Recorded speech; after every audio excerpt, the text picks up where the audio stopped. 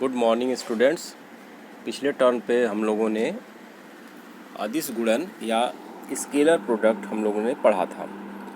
आज हम लोग सदिश गुणन या वेक्टर गुणन पढ़ेंगे कि किस प्रकार से दो वेक्टरों का हम सदिश गुणनफल निकालते हैं। तो दो वेक्टरों का सदिश गुणनफल एक सदिश राशि होती है जिसका परिमाण दोनों के परिमाणों तथा उनके बीच के कोण की ज्या यानी साइन के गुणनफल के बराबर होता है एवं दिशा दोनों वेक्टरों के तल के लंबवत दक्षिणावर्ती पेंच के नियमानुसार होती है। तो दक्षिणावर्ती पेंच का क्या नियम है कि अगर हम पेंचकस से कोई पेंच कसते हैं तो पेंचकस घुमाने की जो दिशा होगी वह दक्षिणावर्त होगी, ठीक। और उसके लंबवत जो पेंच की दिशा होगी, पेंच के जाने की दिशा होगी, वह दोनों वेक्टर के सदिश गुणन की दिशा होगी। यदि उस तल में ए और बी हों तो उन दोनों के लंबवत, यहाँ देखिए चित्र में कि ये ए और बी यह एक तल में है, इनके बीच का कोण थीटा है, तो ए क्रॉस बी इन दोनों के लंबवत तल में होगा। तो यह ए क्रॉस बी और एन उस दिशा में यूनिट वेक्टर होगा। तो ए क्रॉस बी को हम दिखाएंगे, इसको पढ़ेंगे भी ए क्रॉस बी। तो a cross b equal to a b sine theta into n, unit vector n. अब यहाँ पे एक नोट दिया हुआ है, नोट लिखा हुआ है, इसको समझेंगे। दक्षिणावर्ती पेंच की अक्ष वेक्टरों के तल के लंबवत रखते हुए ए से बी की ओर लघु कोण से घुमाने पर पेंच की नोक के चलने की दिशा ही ए क्रॉस बी की दिशा होगी। जैसा अभी बताया गया है कि जिधर पेंच चलेगा उधर ए क्रॉस बी की दिशा होगी। अब इसमें सदिश गुणन के कुछ उदाहरण हैं, ठीक, कि कहाँ पे सदिश गुणन भौतिक राशियों में हम पाया जाता है। तो बल आघूर्ण टाउ है, ये आर क्रॉस एफ है, जहाँ आर क्या है, आघूर्ण भुजा एवं एफ बल है। जे क्या है, कोणीय संवेग, जे आर क्रॉस पी है, जहाँ पी रेखीय संवेग एवं आर घूर्णन अक्ष से लंब दूरी है। अब आइए आगे इसके वेक्टर गुणन के कुछ गुण, वेक्टर गुणन के कुछ गुण जो है उसको हम लोग देखते हैं। पहला, वेक्टर गुणनफल क्रम विनिमेय नहीं होता है, यानी a cross b is not equal to b cross a. दूसरा, वेक्टर गुणन योग पर वितरित होता है, यानी a cross b plus c, यह होगा a cross b plus a cross c. तीसरा, दो लंबवत वेक्टरों के सदिश गुणनफल का परिमाण उनके परिमाणों के गुणनफल के बराबर होता है। यदि थीटा बराबर 90 अंश तो a cross b equal to a b sine 90 unit vector n, यानी ए बी इंटू एन। और यहाँ पे अगर इसका मॉड निकालेंगे, मैग्नीट्यूड निकालेंगे, परिमाण निकालेंगे तो ए बी के बराबर होगा, क्योंकि यूनिट वेक्टर एन का परिमाण 1 हो जाएगा। अब आइए चौथा, दो समांतर वेक्टरों का सदिश गुणन शून्य या शून्य वेक्टर होता है, क्योंकि समांतर होने पर साइन जीरो का मान 0 होगा और इस तरह से 0 या 0 वेक्टर इसको हम कह सकते हैं। तो समांतर वेक्टर अगर है तो उनका वेक्टर प्रोडक्ट क्या होगा, शून्य होगा। पांचवा, किसी वेक्टर का स्वतः सदिश गुणन शून्य होता है, यानी कि ए क्रॉस ए इक्वल टू 0। क्यों होगा, क्योंकि इसमें भी वही बात होगी कि अगर ए वेक्टर की जो दिशा है तो दूसरे ए वेक्टर की भी वही दिशा होगी और उनके बीच का कोण 0 होगा। तो जब हम साइन 0 का मान रखेंगे तो यहाँ पे 0 हमको मिलेगा। एकांक लंब कोणीय वेक्टरों का सदिश गुणन, इसको याद रखेंगे, ध्यान देंगे। आई क्रॉस आई, यहाँ पे जो वहाँ पे I dot I, J dot J, के डॉट के हमको 1 मिला था, यहाँ पे आई cross i, j k cross के 0 मिलेगा। इसका भी कारण वही है कि दोनों के बीच में समांतर है दोनों वेक्टर, यानी एक ही दिशा में है, तो इनके बीच का कोण 0 होगा, जिसके कारण साइन 0 0 होगा।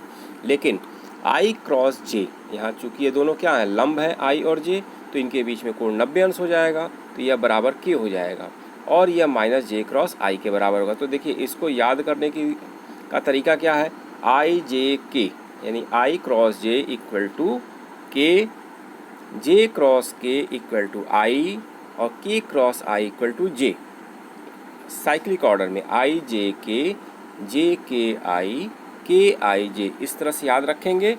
और जब हम इसको रिवर्स करेंगे, यानी इसको हम जब क्रम विनिमय करेंगे तो माइनस लगा देंगे, यानी i cross j equal to minus j cross i, j cross k equal to minus k cross j, k cross i equal to minus i cross k. तो इस प्रकार से इसको जो है हम लोग याद रखेंगे। सातवां देखिए, घटकों के पदों में दो वेक्टरों का सदिश गुणन। तो अगर यहाँ पे कोई वेक्टर ए है जिसको हम ए x I a Y J A Z के, एवं बी है बी एक्स आई बी वाई बी जेड के, तो जहाँ ए X A Y A Z या एक्स वाई जेड एक्सिस के अलॉन्ग उसका परिमाण और यह वेक्टर है, तो इसको हम ए और बी का अगर हम क्रॉस प्रोडक्ट या सदिश गुणन लेते हैं तो ए क्रॉस बी हो जाएगा, ए एक्स आई प्लस ए वाई जे प्लस ए जेड के क्रॉस बी एक्स आई प्लस बी वाई जे प्लस बी जेड के। अब यहाँ पे देखिए 3 है तो यहाँ पर भी 9 टर्म होंगे जैसे उसमें हम लोगों ने निकाला था। तो ए एक्स बी एक्स, यानी हम पहले ए एक्स का तीनों से गुणा करेंगे, तो ए एक्स बी एक्स और आई क्रॉस आई, चूँकि यह दोनों क्या हैं, इसके मैग्नीट्यूड हैं तो अलग हो गए, और लेकिन वेक्टर क्या है, आई और आई है तो आई क्रॉस आई हो गया। फिर इसका a x B y i cross j plus a x b z i cross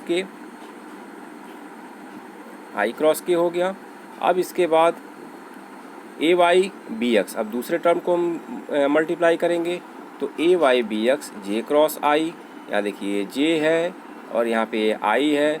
फिर ए वाई बी वाई जे क्रॉस जे, यहाँ पे देखिए जे है और ये बी वाई जे है, प्लस ए y B Z J cross के, या आप लोग भली भांति कर सकते हैं, प्लस ए जेड बी एक्स, अब देखिए जेड का तीनों से होगा, ए जेड बी एक्स के क्रॉस आई, ए जेड बी वाई के क्रॉस जे, ए जेड बी जेड के क्रॉस के।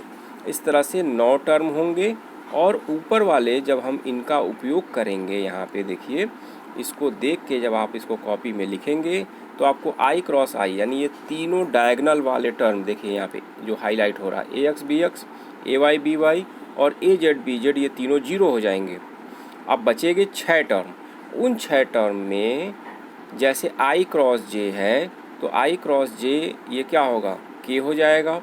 ठीक इसी प्रकार से जहाँ पे जे क्रॉस आई होगा वहाँ पे माइनस के होगा। तो इस तरह से हम इसको रीअरेंज कर लेंगे, यानी आई जे को हम किसी एक लंबकोणीय वेक्टर में बदलेंगे। अब देखिए यहाँ पे क्योंकि आई cross i j cross j k cross के 0 है, तो i cross j equal to minus j cross i equal to k. इसी प्रकार j cross k equal to minus k cross j equal to i, और k cross i equal to minus i cross k equal to j. तो इनका हम मान रखेंगे तो हमको इस तरह से मिलेगा 0। देखिए पहला टर्म हो गया के ए एक्स बी वाई माइनस जे ए एक्स बी जेड माइनस के ए वाई बी एक्स प्लस 0। दूसरा टर्म था माइनस ए वाई बी जेड प्लस जे ए जेड बी एक्स माइनस आई ए जेड बी वाई प्लस 0। तो यहाँ पे 3 0 हैं और 6 टर्म है। अब यहाँ पे देखेंगे कि 2 हमको आई मिला, तो एक आई मिला कम यहाँ पे, और दूसरा आई एक और हमको मिला यहाँ पे। तो इनमें आई कॉमन लेंगे तो ए y B z minus a z b Y बिल्कुल साइक्लिक ऑर्डर में आएगा।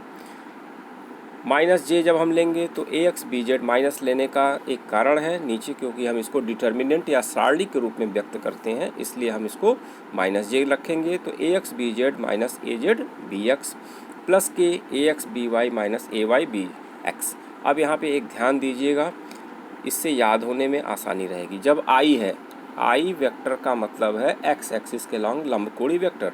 तो देखिए इसमें एक्स का टर्म नहीं है, ए वाई बी जेड है, ए जेड बी वाई है। यहाँ पे देखिए जे है, यह वाई एक्सिस के लॉन्ग है लंबकोणीय वेक्टर, तो इसमें देखेंगे आपकी ए वाई या बी वाई नहीं है, यानी ए x b z minus a z b x. ठीक इसी प्रकार देखिए के क्या है, जेड एक्सिस के लॉन्ग है, तो यहाँ पे ए एक्स बी वाई माइनस ए वाई बी एक्स है। तो इस प्रकार से इसको हम निम्नवत को कैसे लिख सकते हैं, सारणिक के रूप में, a cross b i a Y A z b Y B z, क्योंकि देखिए यहाँ पे ऐसे गुणा होता है, ध्यान दीजिएगा, a y B z minus a z b y, यानी ऐसे हम लेफ़्ट टू राइट करेंगे और minus right to left to right करेंगे और फिर माइनस नीचे से लेफ़्ट टू राइट करेंगे। ठीक, यानी a y B z minus a z b y ऐसे लिख सकते हैं, माइनस यानी कि लेफ़्ट टू राइट और right to left, minus z लिखेंगे a x b z minus a z b x. और इसको हम सारणिक या डिटर्मिनेंट के रूप में कैसे लिखेंगे, आई जे के लिख लिया और इसको A X A Y A Z, पहले ए को लिख लिया, फिर B X B Y B Z. देखिए यहाँ पे ए क्रॉस बी है तो पहले ए के हम यहाँ पे इनके कंपोनेंट्स को लिखेंगे, यानी ए के जो यहाँ पे आपके जो एक्स वाई और जेड एक्सिस के अलॉन्ग जो इसके कंपोनेंट है उसको लिखेंगे, फिर बी का लिखेंगे, यानी जो पहले वेक्टर होगा उसको हम ऊपर लिखेंगे, फिर बाद वाले को नीचे लिखेंगे। और इसको हम छोटे इस तरह से सारणी के रूप में हम लिख सकते हैं, यानी आई है तो ए वाई, तो आई वाला ये देखिए लाइन छोड़ेंगे तो ए वाई ए जेड मिला, बी वाई बी जेड मिला। जे जब लिखेंगे तो ये जे वाली लाइन इसको छोड़ देंगे जो हाईलाइट कर रहे हैं, और यहाँ पे मिलेगा a x b z a z b Y b x. ठीक इसी प्रकार के लेंगे तो ए जेड बी जेड छोड़ देंगे, ए एक्स बी वाई और ए वाई बी एक्स मिलेगा। तो इस प्रकार से इसको हम सारणी के रूप में व्यक्त कर सकते हैं और इस सारणी के रूप में हम क्रॉस प्रोडक्ट निकाल सकते हैं। तो इस प्रकार दो वेक्टरों का सदिश गुणन एक सारणी के रूप में व्यक्त किया जा सकता है। इस पर कुछ क्वेश्चन कराए जाएंगे, इसको आप करिएगा, फिर इसमें जो भी कुछ प्रॉब्लम आएगी उसको आप पूछ सकते हैं। अब इससे कुछ संबंधित कुछ आंकिक प्रश्न हैं, इसको आप देख लीजिए कि यदि a बराबर 2i plus 2j plus p के, यहाँ पे देखिए p लिखा हुआ है, एवं b 2i minus 3j plus के परस्पर लंबवत हों तो p का मान ज्ञात कीजिए। यहाँ p का मान आप देखिए, अगर दो लंबवत हैं तो इनका डॉट प्रोडक्ट क्या होगा, 0 होगा। तो a का मान रखें 2i plus 2j plus p k dot 2i minus 3j plus k बराबर 0। तो यहाँ पे देखिए इन तीनों का तीनों से गुणा है तो बहुत सारे टर्म है। अब हमको चूँकि पता है कि डॉट प्रोडक्ट में केवल I dot I, J dot J, के डॉट के हम 1 लेते हैं तो बाकी सारे 0 हो जाएंगे। तो हम सीधे आई और आई का मान लेंगे यहाँ पे। तो देखिए 2 2 जा 4 यानी 2 दूना 4, आई डॉट आई 1 हो गया, ठीक। तो यानी बचा क्या, 4। यहाँ पे देखिए 4 लिखा हुआ है। ऊपर वाला आप प्रैक्टिस के लिए इस टर्म को आप लिख सकते हैं। फिर देखिए बीच वाले टर्म को, जे वाले को देखिए तो 2 इंटू 3 यानी 2 3 6, और चूँकि माइनस है तो माइनस 6 और जे डॉट जे हो गया 1। यहाँ देखिए माइनस 6 लिखा हुआ है। तीसरे टर्म को देखिए, यहाँ पे p है, यहाँ पे k है, तो p और 1 का गुणा p हो गया और k डॉट k हो गया 1। तो यहाँ पे केवल p हो गया और बराबर राइट हैंड साइड में 0 है। यानी हम केवल क्या करते हैं, आई डॉट आई वाला टर्म गुणा करते हैं, जे डॉट जे वाला करते हैं, के डॉट के वाला करते हैं, बाकी टर्म को 0 कर देते हैं। तो यहाँ पे देखिए कितना हो गया, -6 प्लस 4 ये 2 हो गया, -2 इधर गया तो यह +2 हो गया, यानी p बराबर 6 - 4 = 2 हो गया। दूसरा देखिए यह उस पर आधारित है सदिश गुणन पर। तो किसी पिंड का कोणीय वेग omega 2i plus 3j plus k है तथा घूर्णन अक्ष से स्थिति सदिश r बराबर यहाँ पे i plus 2j plus 5k है। रेखीय वेग ज्ञात करिए। तो रेखीय वेग चूँकि अभी ये आगे पढ़ाया जाएगा, ये होता है v बराबर ओमेगा क्रॉस r। तो ओमेगा का पहले हम लिखेंगे, देखिए पहले हम आई जे के लिख लिए यहाँ पे, उसके बाद ओमेगा वाला लिखेंगे, इसको ये w नहीं ओमेगा है, ध्यान दीजिएगा। 2 3 और 1 इसके हम जो इसके कांस्टेंट्स हैं तो इसको हम या कोफिशिएंट हैं तो 2i 3j और प्लस k में 2 हो गया i का, 3 हो गया j का, k का हो गया 1। यहाँ पे देखिए 2 3 1 इसके कोफिशिएंट्स लिखे गए हैं और यहाँ पे i का हो गया 1, j का हो गया 2 और k का हो गया 5 या 5। अब इसको जब हम करेंगे गुणन करेंगे सदिश गुणन, तो इसको समझिए। जब हम i लेंगे तो i वाला रो और i वाला कॉलम छोड़ देंगे। तो i के सामने देखिए क्या मिले, 3 5 या 15 यानी 3 5 15 माइनस 1 गुणे 2 2 हो गया, ये पहला टर्म हुआ। फिर प्लस लेते हैं, माइनस लेते हैं, प्लस लेते हैं, यानी जे वाला माइनस लेंगे। ध्यान से सुनिएगा, माइनस जे। अब यहाँ पे जे वाली लाइन छोड़ देंगे और आई जे के वाली लाइन छोड़ देंगे। बचा क्या, यहाँ देखिए जो हाईलाइट हो रहा है, 2 बचा, 5 बचा, 1 बचा, 1 बचा, यानी 2 5 या 10, 2 5 10, माइनस 1 गुणे 1 1 यहाँ लिखा गया है। प्लस के, जब के लेंगे तो 1 5 छोड़ देंगे और आई जे के वाला छोड़ देंगे तो हमारे सामने रहेगा 2 3 1 2। तो 2 3 1 2 में यहाँ पे क्या हो जाएगा, 2 दूना 4, left to right minus right to left, 3 1 जा 3, तो 4 माइनस 3 इस तरह से हो गया। सॉल्व कर लेंगे तो 15 माइनस 2 13 आई हो गया, 10 माइनस 1 9 यानी 9 जे हो गया माइनस, और 4 माइनस 3 1 यानी के हो गया, तो यह वी हो गया। अब देखिए तीसरा, वह शर्त ज्ञात कीजिए जब ए डॉट बी का square a square b square होगा। तो चूंकि a dot b a b cos theta होगा, तो ए डॉट बी का square a square b square cos theta होगा, तो अतः ए डॉट बी बराबर ए स्क्वायर बी स्क्वायर होगा जब कॉस स्क्वायर थीटा बराबर 1 होगा। यानी कॉस स्क्वायर थीटा कब 1 होगा? जब कॉस थीटा प्लस माइनस 1 हो, यानी दोनों के बीच में कोण 0 हो या 180 अंश हो, अर्थात ए तथा बी समांतर या विपरीत समांतर हो, यानी समांतर कोण हो, उनके बीच में समांतर हो, एक ही दिशा में हो या विपरीत हो, तब हम इसको लिख सकते हैं, यह इसकी शर्त है। ठीक, अब अगला क्वेश्चन देखिए, यदि P एवं Q का योग R है, यानी R बराबर P प्लस Q, और Q की दिशा उलट देने पर योग S है, तो Q की दिशा उलट देने पर योग S है यानी माइनस Q हो गया, तो हमारे पास शर्त क्या हो गई कि तो सिद्ध करिए कि R square plus S square बराबर 2P square plus Q square. तो चूँकि R बराबर P प्लस Q है और S बराबर P माइनस Q है, तो R डॉट R निकालेंगे तो इसको P plus Q dot P plus Q करना पड़ेगा। तो यहाँ पे क्या हो जाएगा, P dot P plus P dot Q plus Q dot P plus Q dot Q, यानी ये हो जाएगा P square plus Q square plus 2PQ, यह R स्क्वायर का मान हो गया। इसी प्रकार S डॉट S निकालेंगे तो P माइनस Q का हम 2 बार गुणा करेंगे, यानी P minus Q dot P minus Q, तो यह हो जाएगा P dot P minus P dot Q minus Q dot P plus Q dot Q, तो यह हो जाएगा P square plus Q square minus 2PQ। अब दोनों को जोड़ देंगे, तो देखिए प्लस 2PQ और माइनस 2PQ कट गया, तो R square plus S square बराबर 2P square plus Q square, यह प्रूफ हो गया। एक और क्वेश्चन है, यदि A और B के योग और अंतर का परिमाण बराबर है तो सिद्ध कीजिए कि A और B परस्पर लंबवत हैं। तो योग और अंतर का परिमाण बराबर है, यानी mod A plus B equal to mod A minus B, तो दोनों तरफ का हम स्क्वायर करेंगे, A प्लस बी का स्क्वायर बराबर A माइनस बी का स्क्वायर।